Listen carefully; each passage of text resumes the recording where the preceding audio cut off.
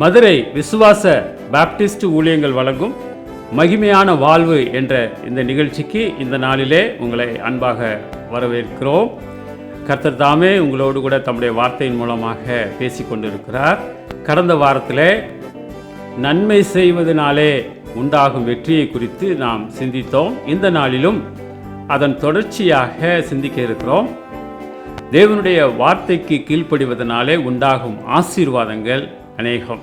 எனவே இந்த நாளிலே அந்த ஆசீர்வாதங்களை பெற்றுக்கொள்ள உங்களை அன்பாய் அழைக்கிறேன். எங்களோடு கூட சேர்ந்து நீங்கள் மட்டுமல்ல உங்கள் குடும்பத்தாரும் இந்த வார்த்தைகளை கவனிக்கும்படியாக நான் உங்களை வேண்டுகிறேன். பரிசுத்த ஆவியானவர் தாமே உங்களோடு கூட கிரியை செய்வாராக. நாம் இப்போது தியானத்திற்குள்ளாக கடந்து போகலாம். கர்த்தருக்குள் பிரியமான சகோதர சகோதரிகளே, தீமைக்கு எதிர்த்து நிற்க வேண்டாம் என்று சொல்லி பார்த்தோம். சபிக்க வேண்டாம், தீமைக்கு எதிர்த்து நிற்க வேண்டாம். நமக்கு தீமை செய்யப்படும் போது அந்த தீமைக்காக நாம் போராட வேண்டாம். கர்த்தர் அதை பார்த்து கொள்ளுவார் என்கிற அந்த விசுவாசத்தின்படி நாம் அவரிடத்தில் கொடுக்க வேண்டும். அதே சமயத்தில் நம்மை சார்ந்தவர்கள் தேவனுக்கு விரோதமாய் தவறு செய்யும்போது அதை சுட்டி காட்ட நாம் ஆயத்தமாக இருக்க வேண்டும் என்பதை குறித்து நம்ம பார்த்தோம். இந்த நாளிலே கடவுளால் ஏற்படுத்தப்பட்ட அரசுக்கு எதிராக நாம் எதிர்த்து நிற்கலாமா? ரோமர் 13:4 உனக்கு நன்மை உண்டாகும் பொருட்டு அவன் தேவ ஊழியக்காரனாய் இருக்கிறான். நீ தீமை செய்தால் பயந்திரு, பட்டயத்தை அவன் விருதாவாய் பிடித்திருக்கவில்லை. தீமை செய்கிறவன் மேல் கோபாக்கினை வரப்பண்ணும்படி அவன் நீதியை செலுத்துகிற தேவ ஊழியக்காரனாய் இருக்கிறானே. இந்த இடத்துல நீங்கள் கவனிங்க, ஏற்படுத்தப்பட்டிருக்கிற அரசு தேவனால் ஏற்படுத்தப்பட்ட அரசு. அதில் செயல்படுகிற அதிகாரிகள் தேவனுடைய ஊழியக்காரர்கள் என்று சொல்லி அங்கே பார்த்தோம். தேவ ஊழியக்காரர்கள் தேவனை பின்பற்றுகிறவர்கள் மட்டுமல்ல, தேவனுடைய விருப்பத்தை செய்யும்படியாக தேவனால் நியமிக்கப்பட்ட அதிகாரி என்பதை நாம் மறந்து போகக்கூடாது. எப்படி இஸ்ரவேலை தண்டிப்பதற்கு அசிரியர்களை பயன்படுத்தினாரோ, எப்படி யூதர்களை தண்டிப்பதற்கு பாபிலோனியர்களை பயன்படுத்தினாரோ, அதே போல நம்முடைய இந்த உலக வாழ்க்கையிலும் கூட சில அதிகாரங்களை தேவன் ஏற்படுத்தி இருக்கிறார். அது அவருடைய செயல் என்பதை நாம் மறந்து போகக்கூடாது. அப்போது நாம் அரசாங்கத்திற்கு எதிர்த்து நிற்கலாமா? தொடர்ந்து நாம் பார்க்கும்போது 1 பேதுரு 2:13-14 வாசிக்கிறோம். நீங்கள் மனுஷருடைய கட்டளைகள் யாவற்றிற்கும் கர்த்தர் நிமித்தம் கீழ்ப்படியுங்கள். இங்கே பார்த்தீங்களா, கர்த்தர் நிமித்தம் கீழ்ப்படியுங்கள். மேலான அதிகாரமுள்ள ராஜாவுக்கானாலும் சரி, தீமை செய்கிறவர்களுக்கு ஆக்கினையும் நன்மை செய்கிறவர்களுக்கு புகழ்ச்சியும் உண்டாகும்படி அவனால் அனுப்பப்பட்ட அதிகாரிகளுக்கானாலும் சரி கீழ்ப்படியுங்கள். இந்த இடத்துல நீங்கள் பார்க்கும்போது இயேசு கிறிஸ்து இந்த காலத்தில் ரோம சாம்ராஜ்யம் இருந்தது என்பதை நாம் அறிந்திருக்கிறோம். அந்த ரோமர்களுடைய ஆட்சி முறையும் அவருடைய காரியங்களும் பயங்கரமாக இருந்தது. தேவனுடைய வார்த்தைக்கு விரோதமாக இருந்தது, எதிராக இருந்தது. இருந்தாலும் கூட ஆண்டவர் அங்கே என்ன சொல்லுகிறார்? அந்த அதிகாரத்திற்கு உட்பட்டு போ என்று சொல்லுகிறார். ஒருவேளை நம்ம இருக்கிற அந்த சூழல், நாம் எந்த அரசுக்கு கீழாக இருக்கிறோமோ அதை குறித்து அநேக காரியங்கள், எதிரான காரியங்கள் இருந்தாலும் கூட, எப்படிப்பட்ட காரியங்கள், நாம் வாழ்ந்து கொண்டிருக்கிற சூழல் எப்படி இருந்தாலும் கூட, நமக்கு மேலே இருக்கிற அதிகாரிகளுக்கு நாம் கீழ்ப்படிய வேண்டும். ஒருவேளை கிறிஸ்துவுக்குள்ளாக நாம் கீழ்ப்படிய வேண்டும் என்பதை நாம் அறிந்து கொள்ள வேண்டும். அவரை ஆராதிக்கிற அந்த காரியத்தை தவிர மற்ற எல்லாவற்றிற்கும் அங்கே நாம் கீழ்ப்படிந்து போக வேண்டும், எதிர்த்து நிற்கக்கூடாது என்பதை நாம் பார்க்கிறோம். இங்கே பாருங்க, நாம் கீழ்ப்படியும் போது மற்றவர்களை நாம் எச்சரிக்கிறவர்களாக காணப்பட வேண்டும். ஒரு காரியத்தை நாம் மற்றவர்களுக்கு சொல்லுகிறோன்னா அவங்களை எச்சரிக்கிறதுக்காக தான் நாம் சொல்லுகிறோம். அவர்கள் தவறான காரியத்தை செய்யும்போது தெய்வ நீதியின் அடிப்படையில் இருக்கிற அந்த நியாய தீர்ப்பின்படி அவர்கள் மேல் இரக்கமுள்ளவர்களாக அவர்கள் செய்கிற தவறுகளை நாம் சுட்டி காண்பிக்க வேண்டும். நாம் ஒரு பக்கம் ஆண்டவருக்கு கீழ்ப்படுகிறோம், அதே சமயத்தில் கீழ்ப்படியாத மக்களை எச்சரிக்கிறோம். குற்றத்தை மறைப்பது, அதை கண்டுகொள்ளாமல் இருப்பது அன்பின் செயல் அல்ல, அது துன்மார்க்கத்தின் செயல். இங்கே 2 காரியத்தை நம்ம உணர வேண்டும். பழைய ஏற்பாடு, புதிய ஏற்பாடு. சிலர் நினைக்கிறாங்க பழைய ஏற்பாட்டின் தெய்வம் பயங்கரமானவர், புதிய ஏற்பாட்டின் தெய்வன் கிருபை உள்ளவர், இரக்கமுள்ளவர். இப்படி இல்லைங்க. அங்கே நீங்கள் கவனிக்கும்போது பழைய ஏற்பாட்டில் தெய்வத்தினுடைய நீதியை பற்றி நியாய பிரமாணமானது தெளிவாக நமக்கு சொல்கிறது. அதே சமயத்தில் அவருடைய இரக்கத்தையும் அன்பையும் நாம் அங்கே பார்க்கிறோம். பழைய ஏற்பாட்டிலே அந்த ஒரு விதத்தில் அங்கே சொல்லப்பட்டிருக்கிறது. புதிய ஏற்பாட்டுக்கு வாங்க. முதலாவது அங்கே சொல்லப்பட்டிருக்கிற முக்கியமான காரியம் தெய்வத்தினுடைய இரக்கம், அன்பு, கிருபையை பற்றி சொல்லுகிறது. ஆனால் அவருடைய நீதியை பற்றியும் சொல்லுகிறது. அப்போ 2 பக்கமும் நீங்கள் பார்த்தீங்கன்னு சொன்னால் ஒரு காரியத்தை முதலாவது வலியுறுத்தி 2வது காரியத்தை அடுத்ததாக, இங்கே புதிய ஏற்பாட்டில் 2வது காரியத்தை முதன்மைப்படுத்தி முதல் காரியத்தை 2வதாக, எல்லாமே ஒன்று தான். நம்முடைய தேவன் நீதி உள்ளவர், அதே சமயத்தில் அவர் இரக்கமும் அன்பும் உள்ளவர். எல்லாரும் மனம் திரும்ப வேண்டும் என்று சொல்லி அவர் நீடிய பொறுமையாக நிற்கிறார். இங்கே நாம் கவனிக்க வேண்டியது, நமக்கு தீமை செய்யப்படும் போது பதிலுக்கு பதில் செய்யக்கூடாது. அந்த தீமைக்கு பதிலாக நன்மை செய்ய வேண்டும். இதை குறித்து 21வது வசனம், ரோமர் 12:21வது வசனம், நீ தீமையினாலே வெல்லப்படாமல் தீமையை நன்மையினாலே வெல்லு. எப்படி நம்ம வெல்ல முடியும், வெற்றி அடைய முடியும்? தீமையினாலே, தீமை செய்யும்போது தீமைக்கு தீமை செய்வது சரியானதல்ல, தீமைக்கு நன்மை செய்வது தான் சரியானது. இதை குறித்து இயேசு கிறிஸ்து இவ்விதமாக கூறுகிறார், ஒரு கன்னத்திலே வலது கன்னத்திலே அடிக்கும்போது மறு கன்னத்தையும் திருப்பிக் கொடு. நாம் அவமரியாதை அடைகிறோம் அநேக சூழலில். இந்த கன்னத்திலே அடிப்பது ஒரு கனவீனமான ஒரு செயல். ஆனால் ஆண்டவராய் இயேசு கிறிஸ்து சொல்லுகிறார், இப்படிப்பட்ட ஒரு கனவீனமான செயல், அவமரியாதையான செயல் உனக்கு நடக்கும்போது நீ எதிர்க்காத. ஏன் அப்படின்னா அவர் அதை ஏற்றுக்கொண்டார். ஆண்டவராய் இயேசு கிறிஸ்துவுக்கு தீமை செய்யப்பட்டது, அவருக்கு தீங்கிழைக்கப்பட்டது, அவரை அடித்தார்கள், அவமானப்படுத்தினார்கள், எல்லாவற்றையும் நாம் பார்க்கிறோம். ஆனால் அவர் என்ன செய்தார்? மன்னிக்கும்படியாக பிதாவினிடம் வேண்டினார். ஒருவேளை இங்கே கவனிக்க வேண்டியது என்னன்னா, நம்மை ஒருவர் கனவீனப்படுத்துவாரானால் அது யாரை கனவீனப்படுத்துகிற செயல் என்றால் தேவனை, நம்மை உண்டாக்கிய தேவனை. ஏன் பிதாவினிடத்திலே அவர் வேண்டிக் கொள்கிறார்? பிதாவானவர் அங்கே பாவத்திற்கான தீர்ப்பை கொடுக்கிறவர். பாவத்திற்கான தீர்ப்பை கொடுக்கும்போது நீதியின்படி அவர் செய்கிறார். இயேசுவானவருடைய வேண்டுதல் என்ன? ஆண்டவரே நீர் நீதி உள்ளவர், அதன்படி இவர்களை தண்டிக்க வேண்டாம், மன்னிங்க அப்படின்றார். அதே போல தான் தேவனுடைய பிள்ளைகளாகிய நமக்கு தீமை செய்யப்படும் போது தேவன் அதை பார்த்து கொண்டிருக்கிறார். நிச்சயமாக அதற்குரிய தீர்ப்பை அவர் செய்வார். ஏனென்று சொன்னால், உன்னை தொடுகிறவன் என் கண்மணியை தொடுகிறான் என்ற வசனத்தின்படி நம்மை தொடுகிறவர்கள் எதனாலேயானாலும் சரி, நிச்சயமாக தேவன் அதை பார்த்து கொள்வார். ஏன்னா நம்ம அவருடைய ராஜ்யத்தில் இருக்கிறோம். ஒருவர் என்னை கனவீனப்படுத்தினால் அவர் என்னை உண்டாக்கின, என்னை ரட்சித்த தேவனை கனவீனப்படுத்துகிறார். நாம் ராஜ்யத்திலே, தேவ ராஜ்யத்திலே இருக்கிறோம். தேவ ராஜ்யத்திலே நாம் அவரோடு கூட இருக்கிறோம். ஒரு நாளிலே அவரோடு கூட ஆளுகை செய்ய போகிறோம்.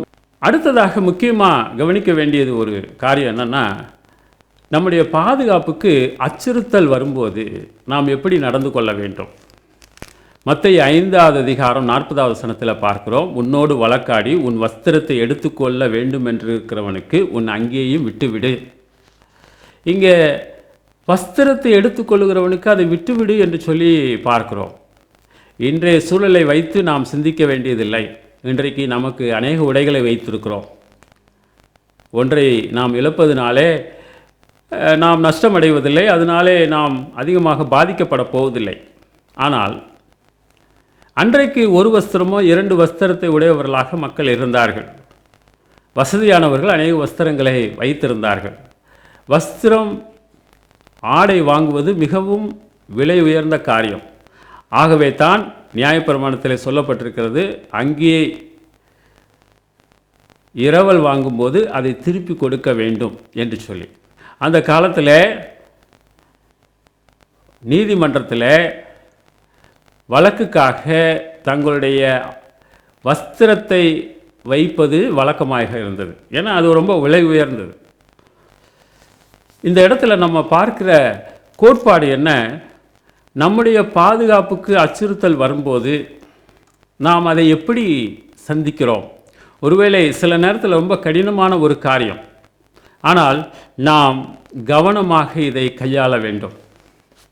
அடுத்ததாக மத்தேயு 5:41 ஒருவன் உன்னை 1 மைல் தூரம் பலவந்தம் பண்ணினால் அவனோடு 2 மைல் தூரம் போ. நம்முடைய சுயாதீனம் பாதிக்கப்படும் போது, ஒருவேளை சுயாதீனம் என்று சொன்னால் நம்ம யாருக்கு அடிமை இல்லை, சுயாதீனர்கள். நாம் யாருக்கு அடிபண வேண்டிய அவசியமும் கிடையாது. நாம் யாருக்கு அடிபணிந்து வாழ வேண்டும் என்று சொல்லி தேவன் நம்மை அழைக்கவில்லை. ஆனால் அடிமைத்தனம் எப்படி வந்தது? பாவத்தினாலே தான் வந்தது. ரோம அரசாங்கம் ஒரு காரியத்தை சொல்லியிருந்தது தன்னுடைய படை வீரர்களுக்கு. என்னன்னா, அவங்களுடைய பொருட்களை சுமந்து செல்வதற்கு பொது மனிதர்களை பயன்படுத்தி கொள்ளலாம். அப்போது யூதர்களுக்கு அது ஒரு கஷ்டமான ஒரு விஷயமாக இருந்தது. நாம் சுயாதீனர், இப்படிப்பட்ட நிலைமையில் இன்னொருவருக்கு அடிமையாக வேலை செய்வதா என்று சொல்லி அவர்களுக்குள்ளே ஒரு விதமான வேதனை இருந்தது. அப்போ ஆண்டவராய் இயேசு கிறிஸ்து சொல்லுகிறார், இப்படிப்பட்ட நேரத்தில் நீ என்ன செய்? 1 மைல் தூரம் அவர் பலவந்தம் பண்ணினால் நீ 2 மைல் தூரம் போ. சுயாதீனம் பாதிக்கப்படும் போது நீ அதை எதிர்த்து நிற்க வேண்டாம், அதை நீ ஏற்றுக்கொள். இந்த இடத்துல அவர் சொல்லுகிறார், ரோம போர்ச்சேவர்கள் அங்கே அதிகமாக பொது ஜனங்களை வெறுத்தார்கள், அவர்களை வேலை வாங்கினார்கள். ஆனால் இவர் சொல்லும்போது, இயேசு கிறிஸ்து சொல்லும்போது, அப்படி ஒரு வேலை செய்தாலும் கூட நீ அதையும் பொறுத்துக்கொள், உன்னுடைய சுயாதீனத்தை பறிப்பவர்களுக்கு அதை விட்டு கொடுத்து விடு. ஒருவேளை இதை ஏன் நம்ம செய்கிறோம்? நம்முடைய சுயாதீனத்தை நாம் இழப்பதற்கு ஏன் நாம் தயாராக இருக்க வேண்டும்? அப்போதுதான் மற்றவர்களுக்கு நாம் கிறிஸ்துவை கொடுக்க முடியும். அடுத்ததாக மத்தேயு 5:42 உன்னிடத்தில் கேட்கிறவனுக்கு கொடு, உன்னிடத்தில் கடன் வாங்க விரும்புகிறவனுக்கு முகம் கோணாதே. நம்முடைய பொருட்களுக்கு சேதம் உண்டாகும் போது அதை பொறுத்து கொள்ள வேண்டும். கேட்கிறவனுக்கு கொடுக்க வேண்டும், கடன் வாங்க விரும்புகிறவனுக்கு முகம் கோணக்கூடாது. இது எப்படிங்க ஏற்றுக்கிறது? பொதுவாக நாம் மற்றவர்கள் கேட்கும்போது கொஞ்சம் சாதாரணமான காரியங்களை கேட்டால் கொடுத்துருவோம். நம்ம விருப்பப்படுகிற அல்லது முக்கியமான காரியங்களை கேட்கும்போது நம்ம கொடுக்க மாட்டோம். ஏன்னா கொடுத்தா நமக்கு அடுத்து கிடைக்காது, இல்லாமல் போயிடும். இன்றைக்கு பொதுவாக நம்ம வைத்திருக்கிற எல்லா பொருளுமே எல்லாமே என்னுடையது என்று சொல்லி நாம் நினைத்து கொண்டிருக்கிறோம். இது பாவத்தினாலே வந்த விளைவு. அது மட்டுமல்ல, பொறாமை உடையவர்களாக நாம் இருக்கிறோம். அது எப்படி என்னுடைய பொருளை கொடுப்பது? ஆனால் ஒன்றை நாம் தெரிந்து கொள்ள வேண்டும், எந்த பொருளும் எந்த காரியம் நமக்கு சொந்தமல்ல. நாம் எல்லாருமே தேவனுடைய உக்கிரானக்காரர் என்று சொல்லி வேதம் தெளிவாக சொல்லுகிறது. ஆண்டவர் நமக்கு எல்லாவற்றையும் கொடுத்திருக்கிறார், அதை சரியான முறைப்படி கையாள வேண்டும். ஒருவேளை யாராவது நம்மிடத்திலிருந்து எதையாவது வாங்க நினைத்தால் அதை கொடுத்து விட வேண்டும். எப்படிங்க இதெல்லாம் சாத்தியமா அப்படின்னு சொல்லி நீங்கள் கேட்கலாம். ஒருவேளை உண்மையான தேவை உடையவர்கள் நம்மை சுற்றி இருப்பார்கள், அப்படிப்பட்டவர்களுக்கு நம்ம உதவி செய்ய வேண்டும். ஆனால் முட்டாள்தனமாக சுயநல காரியங்களுக்காக நம்மிடத்தில் ஏமாற்ற நினைக்கிறவர்களுக்கு கொடுப்பதை குறித்து இந்த இடத்துல சொல்லவில்லை. நல்லா நீங்கள் கவனிக்கணும். அதே சமயத்தில் மற்றவர்களுக்கு கொடுத்து கொடுத்து அவர்களை எதையும் செய்ய விடாதபடி தடுப்பது சரியான காரியம் அல்ல. நாம் ஒருவருக்கு கொடுத்து கொடுத்து பழக்கும்போது அது அவர்களுக்கு நன்மை செய்யாது, அது கேடாக அமைந்துவிடும். கொஞ்சம் யோசித்து கொஞ்சம் நிதானித்து சரியானதை நாம் செய்ய வேண்டும். யாருக்கு தேவையோ, யாருக்கு கொடுக்க வேண்டுமோ, யாருக்கு எப்போது அவசர தேவை இருக்கிறதோ அதை உணர்ந்தவர்களாக நாம் உதவி செய்ய வேண்டும். மற்றவர்கள் எப்போ கேட்பாங்க அப்போ கொடுத்துக்கலாம் அப்படின்னு இல்லை. அவங்களுடைய தேவையை அறியும் போது நாம் தாராளமாக கொடுக்கிறவர்களாக இருக்க வேண்டும். அது ரொம்ப முக்கியமானது. விட்டு கொடுப்பது, நம்முடைய உடைமைகள், பொருள், இவற்றை விட்டு கொடுப்பது மிக முக்கியமான ஒரு காரியம். வேதத்தில் அநேக உதாரணங்களை பார்க்கிறோம். இதை குறித்து ஏற்கனவே நான் பேசியிருக்கிறேன். ஆபிரகாம் விட்டு கொடுத்தான், அதனாலே அவன் நஷ்டமடையவில்லை. யோசேப்பு மன்னித்தான், அதனாலே அவன் எதையும் இழந்து போகவில்லை. தாவீது பலி வாங்க சமயம் கிடைத்தது, ஆனால் அவன் பலி வாங்கவில்லை. அதைவிட மேன்மையான ஆசீர்வாதங்களை பெற்றுக்கொண்டான். எலிசாவுக்கு எதிரிகளை பலி வாங்க சமயம் இருந்தது, அந்த படைகளை அழிக்கவும் அவனுக்கு வாய்ப்பு இருந்தது. ஆனால் அவர்களுக்கெல்லாம் உணவு கொடுக்குறான், சாப்பாடு கொடுக்குறான். இன்னொரு இடத்துல பார்க்கும்போது தன்மேல் கல்லறிந்த தன்னுடைய மக்களுக்காக சேவான் ஜெபிக்கிறான். இங்கெல்லாம் நீங்கள் பார்த்தீங்கன்னு சொன்னால், அங்கே இவர்கள் அனைவரும் நஷ்டத்தை பொறுத்து கொண்டார்கள், அவமானத்தை பொறுத்து கொண்டார்கள். எல்லாமே தேவனுடைய கரத்திலே இருக்கிறது என்பதை அவர்கள் அறிந்தவர்களாக அமைதியாக இருந்தார்கள். கர்த்தர் அவர்களுக்குரிய பலனை கொடுத்தார் என்பதை அவருடைய வாழ்க்கையின் மூலமாக நாம் அறிந்து கொள்கிறோம். தொடர்ந்து நீங்கள் வாசித்தீங்கன்னு சொன்னால் ரோமர் 12வது அதிகாரம் 19வது வசனம், பிரியமானவர்களே, பழி வாங்குதல் எனக்குரியது, நானே பதில் செய்வேன் என்று கர்த்தர் சொல்லுகிறார் என்று எழுதியிருக்கிறபடியா நீங்கள் பழி வாங்காமல் கோபாக்கினைக்கு இடம் கொடுங்கள். தீமைக்கு எதிர்த்து நிற்க வேண்டாம், அதே சமயத்தில் பழி வாங்க நாம் துடிக்க வேண்டாம். தீமை செய்தவர்களுக்கு எதிராக செயல்பட அநேக வாய்ப்புகள் இருக்கிறது. மற்றவர்களும் நம்மிடத்தில் சொல்லுவார்கள், அவன் செஞ்சிட்டான்ல நீனும் செய்ய, அதனால் என்ன தப்பு, உனக்கு தீமை செய்தவனுக்கு நீ ஏன் நன்மை செய்யணும். இப்படிப்பட்ட பலவிதமான காரியங்களை பார்க்கிறோம், கேட்கிறோம். நாமும் செய்வதற்காக சில சமயத்தில் தூண்டப்படுகிறோம். ஆனால் ஆண்டவர் என்ன சொல்லுகிறார், நீ பலி வாங்காதே, நான் பார்த்து கொள்ளுகிறேன். அதுதான் அவருடைய காரியம். உனக்கு நன்மை உண்டாகும்படியாக, வெற்றி உண்டாகும்படியாக நீ என்னை விசுவாசி, நான் எல்லாவற்றையும் பார்த்து கொள்கிறேன். கொஞ்சம் நீங்கள் யோசித்து பாருங்கள். நாம் எல்லாருமே தேவனுடைய நியாய தீர்ப்புக்கு உரியவர்களாக இருந்தோம். ஆனால் நாம் அவரை விசுவாசித்த போது அங்கே நாம் விடுதலை பெற்றோம். தேவன் நம்மை விடுவித்தார். நமக்கு வரவேண்டிய நியாய தீர்ப்பை அவர் ஏற்றுக்கொண்டு, தண்டனை அவர் ஏற்றுக்கொண்டு நமக்கு விடுதலை கொடுத்தார். இதை உணர்ந்தவர்களாக தீமைக்கு தீமை செய்யாமல், பலிக்கு பலி வாங்காமல் நாம் காணப்பட வேண்டும். தேவனுடைய தீர்ப்புக்கு எல்லாருமே உரியவர்கள் என்பதை மறந்து போக வேண்டாம். புறஜாதிகளும் சரி, யூதர்களும் சரி, எல்லாரும் தேவனுடைய தீர்ப்புக்கு உரியவர்கள். தேவன் செயல்படும்படியாக நாம் சமயத்தை கொடுக்கும்போது தேவன் அதை பார்த்து கொள்ளுவார். அதான் அங்கே பார்க்குறோம், கோபாக்கினைக்கு இடம் கொடுக்க வேண்டும். பழைய ஏற்பாட்டில் நம்ம சில காரியங்களை வாசிக்கிறோம், சில சட்டங்களை வாசிக்கிறோம். நியாயப்பிரமாண புஸ்தகத்தில், மோசையினுடைய நியாயப்பிரமாணத்தில் பல்லுக்கு பல், இதெல்லாம் கேட்டுட்டு நீங்கள் ஒருவேளை யோசிக்கலாம், பல்லுக்கு பல்னா பதிலுக்கு பதில் செய்ய வேண்டும். ஒருவேளை இது எதற்காக அவர்களுக்கு கொடுக்கப்பட்டதுன்னு சொன்னால், இது அவங்க செய்கிறதுக்காக இல்லை, நியாயாதிபதிகள், அவர்களை விசாரிக்கிற நியாயாதிபதிகள் செய்ய வேண்டிய சில காரியங்கள். எதற்காகனா சமுதாயத்தினுடைய நன்மைக்காக. ஒருவேளை இந்த காரியத்தை கேள்விப்படும்போது மற்றவன் பயப்படுவான்.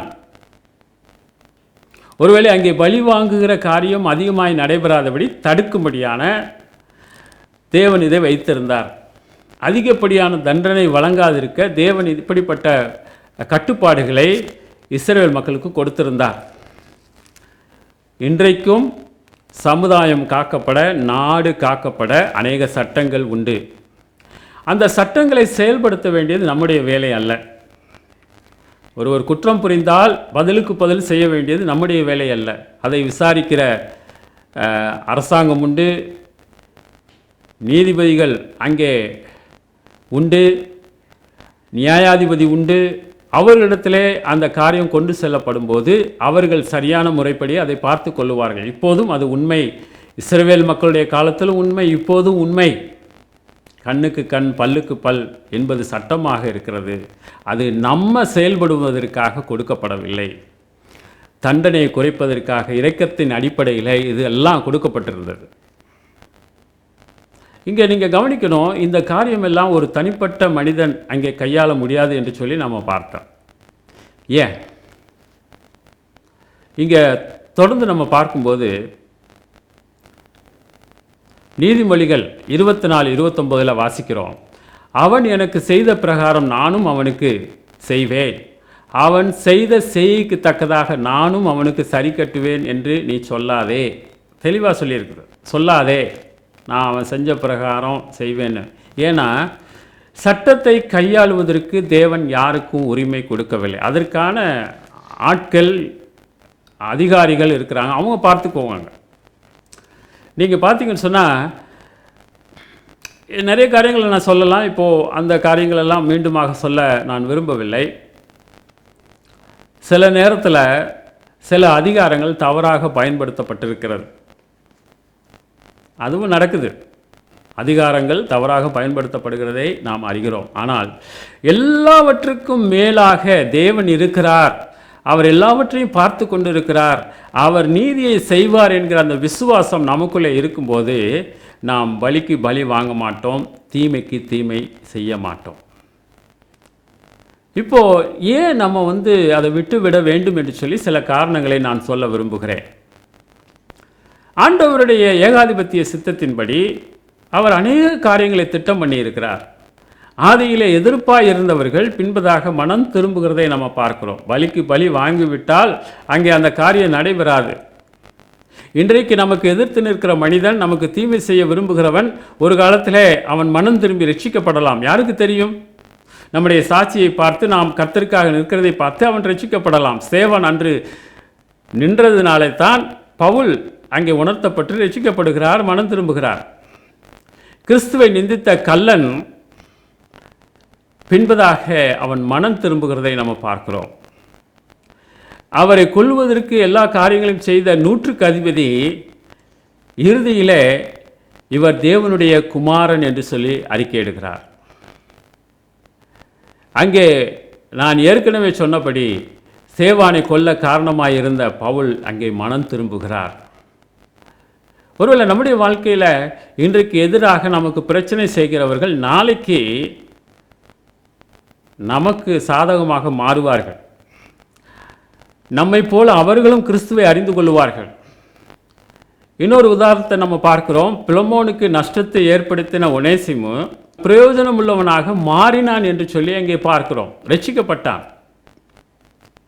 நஷ்டத்தை உண்டாக்கினவன் பின்பதாக ரட்சிக்கப்பட்டு அதே எஜமான் பிலமோனுக்கு உதவியாக மாறினான்.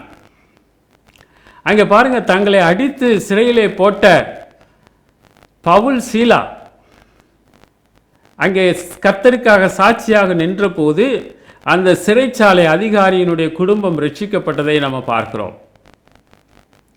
கவனிச்சிங்களா? ஆண்டவருக்காக தீமையை ஏற்றுக்கொள்கிறவர்கள், பலிக்கு பலி வாங்காமல் அமைதியாக இருக்கிறவர்கள் அநேக நன்மைகளை, வெற்றியை அடைகிறார்கள் என்பதை மறந்து போக வேண்டாம். ஆக நன்மைதான் வெற்றிக்கு வழியாக இருக்கிறது. ரோமர் 12:20 21 வாசிக்கிறேன். ரோமர் 12:20-21. அன்றியும் உன் சத்துரு பசியாயிருந்தால் அவனுக்கு போஜன கொடு, அவன் தாகமாயிருந்தால் அவனுக்கு பானம் கொடு. நீ இப்படி செய்வதனால் அக்கினி தழலை அவன் தலையின் மேல் குவிப்பாய். நீ தீமையினாலே வெல்லப்படாமல் தீமையை நன்மையினாலே வெல்லு. அங்கே பாருங்க, யோக்கியமானவைகளை செய்யும்படியாக ஆண்டவர் சொல்லுகிறார். சத்துரு பசியாயிருந்தால் சாப்பாடு கொடு, தண்ணி கொடு. அப்படி நீ செய்கிறதுனால அவனுடைய தலையிலே நீ அக்கினி தழலை குவிக்கிறாய் என்று சொல்கிறார். இங்கே தொடர்ந்து நீங்கள் பார்த்தீங்கன்னு சொன்னால் ரோமர் 14:19 ஆனபடியால் சமாதானத்துக்கு அடுத்தவைகளையும் அந்யோன்ய பக்தி விருத்தி உண்டாக்கத்தக்கவைகளையும் நாடக்கடவோம். அதே அதிகாரத்தில் 16 வாசிக்கும்போது, உங்கள் நன்மை தூசிக்கப்பட இடம் கொடாதிருங்கள். ஒருவேளை நமக்கு தீமை செய்யப்படும் போது நமக்கு சில காரியங்களை நாம் இழக்கும்போது, அவமானப்படுத்தப்படும் போது நாம் அமைதியாக இருந்தால் நிச்சயமாக தேவன் நமக்கு உதவி செய்வார். இதைத்தான் நீதிமொழிகளும் சொல்கிறது. உன் சத்துரு பசியாக இருந்தால் அவனுக்கு புசிக்க ஆகாரம் கொடு, அவன் தாகமாக இருந்தால் குடிக்க தண்ணீர் கொடு, அதனால் நீ அவன் தலையின் மேல் எரிகிற தழல்களை குவிப்பாய், கர்த்தர் உனக்கு பலன் அளிப்பார். கவனிச்சிங்களா? கர்த்தர் உனக்கு பலன் அளிப்பார். அதனால தான் இயேசு கிறிஸ்து சொல்லும்போது மத்தேயு 5:44 வசனத்தில் என்ன பார்க்கிறோம்? நான் உங்களுக்கு சொல்லுகிறேன், உங்கள் சத்துருக்களை சிநேகியுங்கள், உங்கள் சபிக்கிறவர்களை ஆசீர்வதியுங்கள், உங்களை பகைக்கிறவர்களுக்கு நன்மை செய்யுங்கள், உங்களை நிந்திக்கிறவர்களுக்காகவும் உங்களை துன்பப்படுத்துகிறவர்களுக்காகவும் ஜெபம் பண்ணுங்கள்.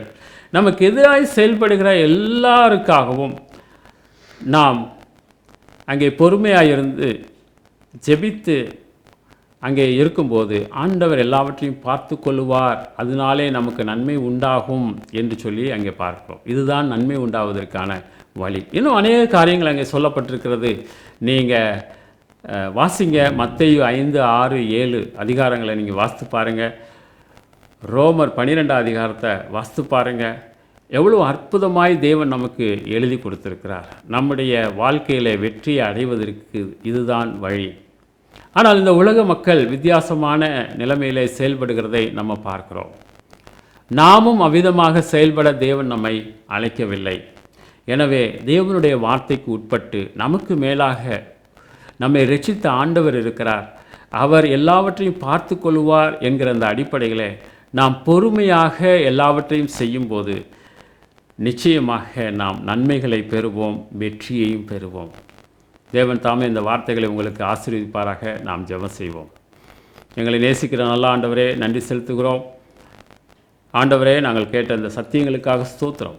நாங்கள் எங்களுடைய வாழ்க்கையில் மேன்மையான மகிமையான வெற்றியை பெற சில நேரத்தில் நாங்கள் விட்டு கொடுக்கிறவர்களாக காணப்பட, ஆண்டவரே, எங்களுடைய வாழ்க்கையில் ஏற்படுகிற இழப்புகளை தாங்கிக் கொள்ள, அவமானங்களை ஏற்றுக்கொள்ள ஆண்டவரே எங்களுக்கு உதவி செய்யும். பதிலுக்கு பதில் செய்யாதபடி, தீமைக்கு தீமை செய்யாதபடி எங்களை காத்துக்கொள்ளும்.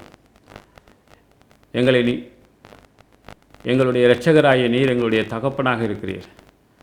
நீர் எங்களுக்காக எல்லாவற்றையும் கொடுத்திருக்கிறீர். எங்களுக்காக நீர் பார்த்து கொள்கிறீர், எங்களுக்காக பேசுகிறீர். அதை உணர்ந்தவர்களாக நாங்கள் செயல்பட எங்களை ஒப்புக் கொடுக்கிறோம். உம்முடைய வார்த்தையை நாங்கள் கை கொண்டு எங்களுடைய வாழ்க்கையில் வெற்றியை பெற உதவி செய்யும். இந்த வசனத்தை கேட்ட ஒவ்வொருவரையும் ஆசீர்வதியும், வழி நடத்தும். இயேசு கிறிஸ்து நாமத்தில் கேட்கிறோம் பிதாவே, ஆமென். இவ்வளவு நேரம் எங்களோடு கூட இணைந்து இந்த தியானத்தில் கலந்து கொண்ட உங்கள் யாவரையும் நான் மறுபடியுமாக வாழ்த்துகிறேன். இதை குறித்து அதிகம் அறிய எங்களோடு கூட கீழே காணப்படுகிற தொலைபேசியிலே தொடர்பு கொள்ளலாம். உங்களுக்காக ஜெபிக்கவும் உங்களுக்கு ஆலோசனை கூறவும் நாங்கள் ஆயத்தமாக இருக்கிறோம். இந்த செய்தியானது யூடியூப் சேனலில் அப்லோட் செய்யப்பட்டிருக்கிறது.